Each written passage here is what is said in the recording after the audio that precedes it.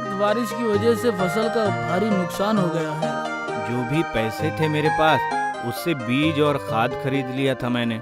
अब जो हाल है हमें भूखे ही मरना पड़ेगा अगर किसी भी तरह 3 से 4 महीने बीत जाएं। हाँ, अब तो और कुछ काम भी नहीं है।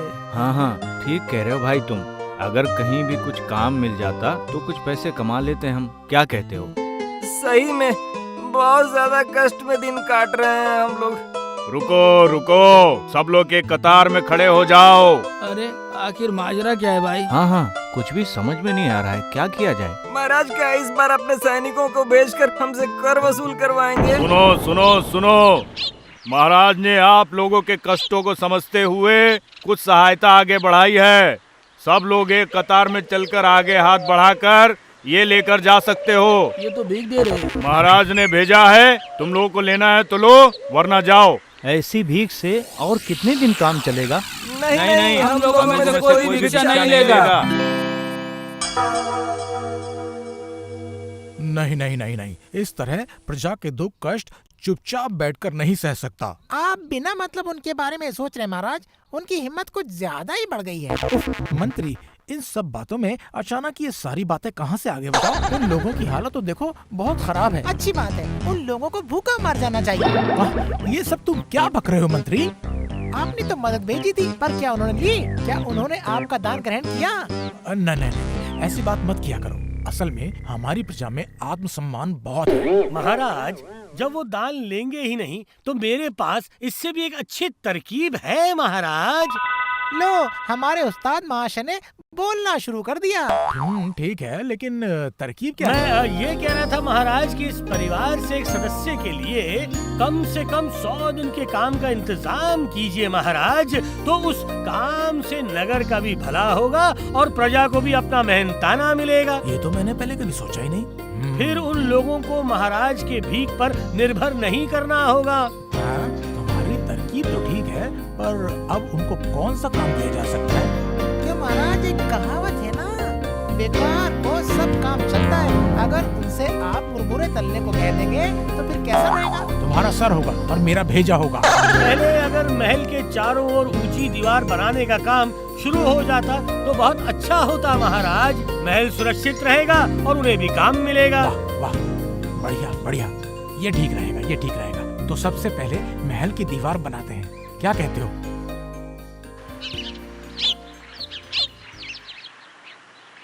तो फिर यहाँ से वो दीवार उत्तर की तरफ सीधी निकल जाएगी और उसके बाद बाईं ओर मुड़ जाएगी। क्या बात है मंत्री जी? या अकेले खड़े होकर किस बात का हिसाब लगा रहे हो मंत्री जी? लगता है कि मंत्री जी की किस्मत चमक गई है। ओह, मेरे कान में फुसफुसाया मत कर। रुक जा, मुझे इसका नाप लेने दे, नाप। मंत्री जी, क्या आप भी ऐसा ही एक महल बनाएंगे? लगता है कोषागार से अच्छी खासी रकम हथिया ली है। अरे, इन लोगों ने कुछ गलत तो नहीं बोला? हाँ, बिल्कुल, इस मौके का फायदा उठाया जा सकता है। अरे ओ मंत्री जी, कुछ कहिए। सुनो, अगर तुम लोगों को एक काम दिया जाए तो करोगे? एक ही क्यों, सब काम करके कर देंगे आपको। तो फिर मिलेगा, माल भी मिलेगा।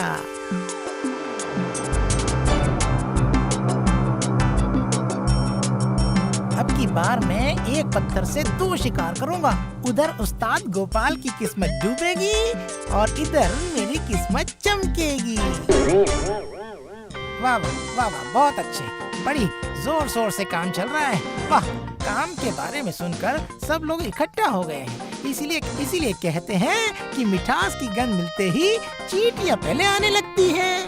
बढ़िया, बहुत अच्छा। जितना काम ज्यादा होगा उतना ही मेरे लिए अच्छा है। चलो, जल्दी काम करो, हाथ चलाओ। अरे बैठे मत रहो, काम करो। हाँ, काम करो। अरे मसाले को अच्छे से लगाओ। अरे ईंट को सीधा रखो, सीधा। हाँ, ऐसे ही। मंत्री जी, हम लोग कब काम शुरू करेंगे?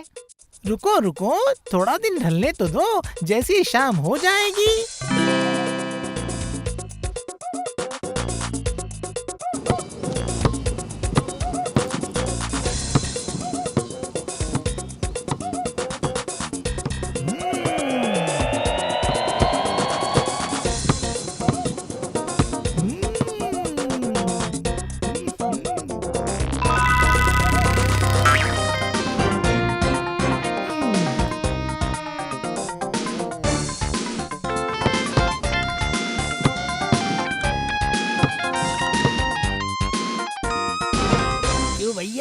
गड्ढा खोद दिया है ना? हाँ हाँ, काफी काफी खोद लिया है, लगभग 2 या 3 फीट होगा।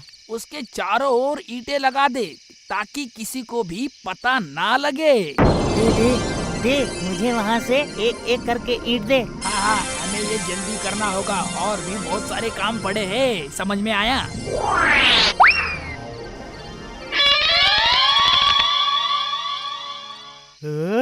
मंत्री जी ने काफी दिमाग लगाया है, मानना पड़ेगा।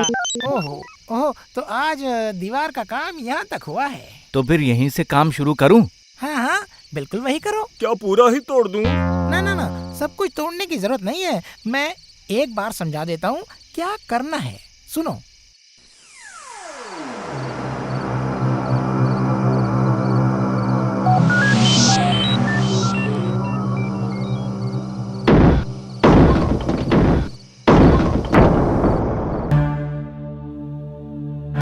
अरे ये क्या, दीवार का इतना बड़ा हिस्सा टूट कैसे गया है? बिल्कुल सही, ये भला कैसे हुआ महाराज? अरे कुछ ही दिन पहले ये दीवार बना और अब टूट भी गया। लेकिन ये किया किसने? रुकिए रुकिए महाराज रुकिए, ये मसाला एक बार हाथ में लेकर देखिए। अरे इस मसाले में देखने लायक आखिर है क्या?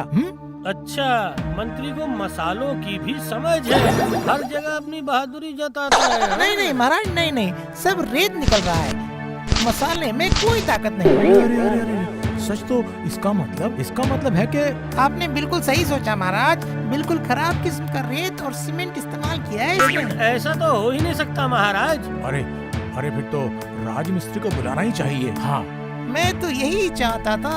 हाँ हाँ हाँ, महाराज जब अपने कानों से सुनेंगे तभी सब समझ में आएगा। नहीं नहीं नहीं नहीं, मंत्री जी की बातें मुझे कुछ ठीक नहीं लग रही हैं।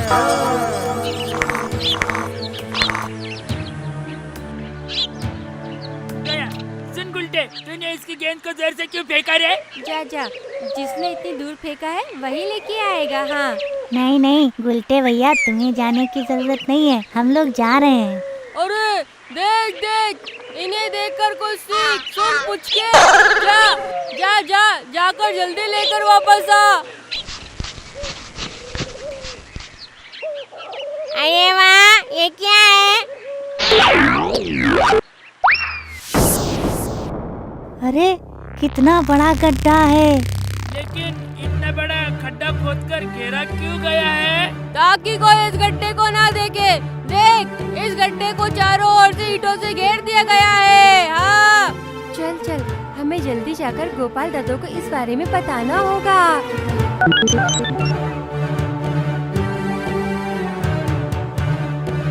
दीवार को बनाया गया और वो फिर टूट भी गई, लेकिन दीवार अपने आप ही कैसे टूटी? दीवार के टूटने के पीछे क्या मंत्री की कोई साजिश है? गोपाल दादाजी, ओ गोपाल दादाजी! अरे अरे, आखिर हुआ क्या है बच्चों, बताओ जरा। उधर एक बहुत बड़ी घटना घट गई है।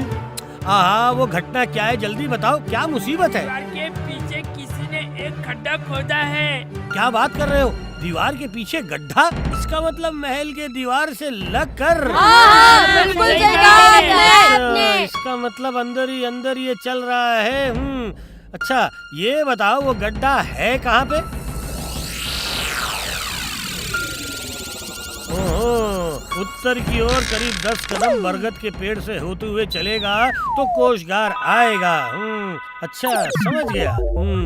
उस मंत्री ने मन ही मन में फिर तो यही इरादा बनाया होगा, अब समझ आया। ये लीजिए महाराज, इसे मैं यहीं पकड़ कर ले आया हूँ। अच्छा, इसका मतलब यही है वो राजमिस्त्री। महाराज यकीन कीजिए, मेरी कोई गलती नहीं है महाराज। फिर से रोना शुरू कर दिया। जो महाराज जानना चाहते हैं वही कहना है, समझे?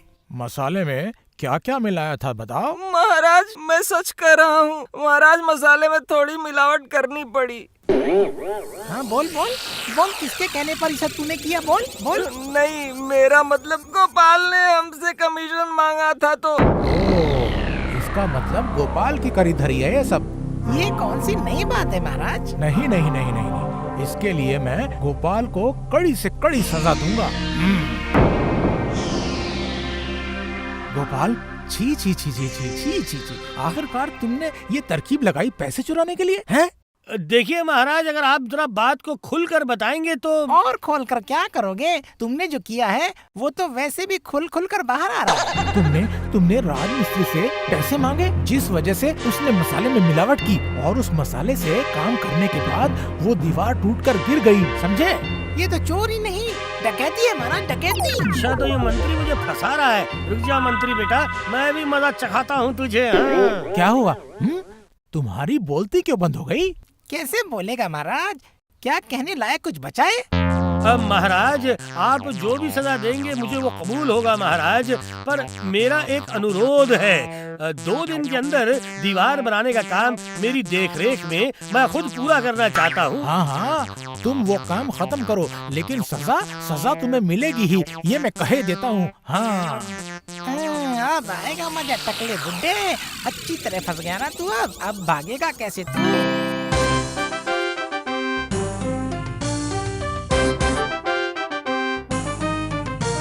क्या हुआ? कितना काम हुआ? काम खत्म होने वाला है मंत्री जी। फिर तो पूरी रात जागकर काम करना पड़ेगा। ना, इतने दिन का वक्त नहीं दे सकता, मेरे पास सिर्फ 2 दिन है। क्या सिर्फ 2 दिन? अरे और 3 से 4 दिनों के अंदर ही काम खत्म हो जाएगा। हाँ तो फिर वही करो, देखना पर लगते लगते नाव ना डूब जाए। ये क्या बोल रहा है? हुर, मेरे दिमाग में भी कुछ नहीं घुस रहा है। हाँ, कुछ नाव पार और ना जाने क्या क्या बक रहे हैं। क्या कुछ बात समझ में आई? अच्छा, काम ठीक वक्त पर ही खत्म हो गया। जाओ, और देर मत करो, अब देर मत करो, जाओ। चल, हम लोग भी जाते हैं और गोपाल दादाजी को जाकर खबर देते हैं। दादाजी जरूर समझ जाएंगे।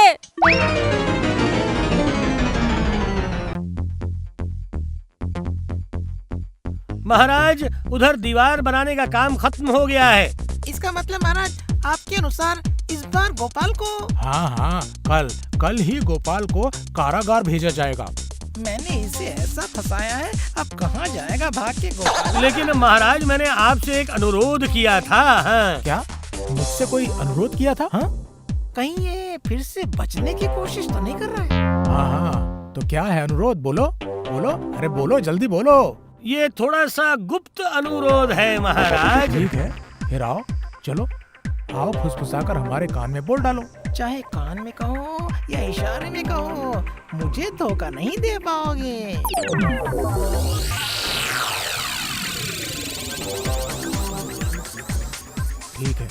ठीक है, मैं राजी हूँ। हे भगवान, उसने क्या फुसफुस खुसखुस किया, कुछ समझ में नहीं आया मुझे।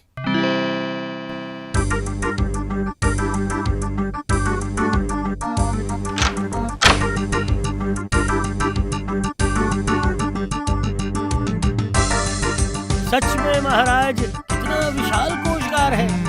मेरे पिताजी ने बनवाया था ये कोषागार। क्या इसका ये मतलब था क्या? मिट्टी के नीचे इतना बड़ा कोषागार कोई सोच भी नहीं सकता। महाराज, अब बहुत वक्त हो गया, चलिए बाहर चलते हैं। हाँ, अब हम लोगों को बाहर चलना चाहिए। और थोड़ी देर, बस थोड़ी देर के लिए अच्छी तरह से मुझे देखने दीजिए महाराज। आहा, स्वर्ण मुद्राएं, चांदी के बर्तन, और वो क्या है भला? लगता है माणिक। नहीं, वो पन्ना है, पन्ना। इसका तो देखना ही खत्म नहीं हो रहा है। सब आपको ठगने का तरीका है महाराज। अभी के अभी बाहर चलिए महाराज। मैंने भी अभी एक आवाज सुनी है। हाँ, इसका मतलब है वक्त हो गया है। महाराज, मैं इस तरफ भी एक बार देखूंगा, इधर एक बार फिर से।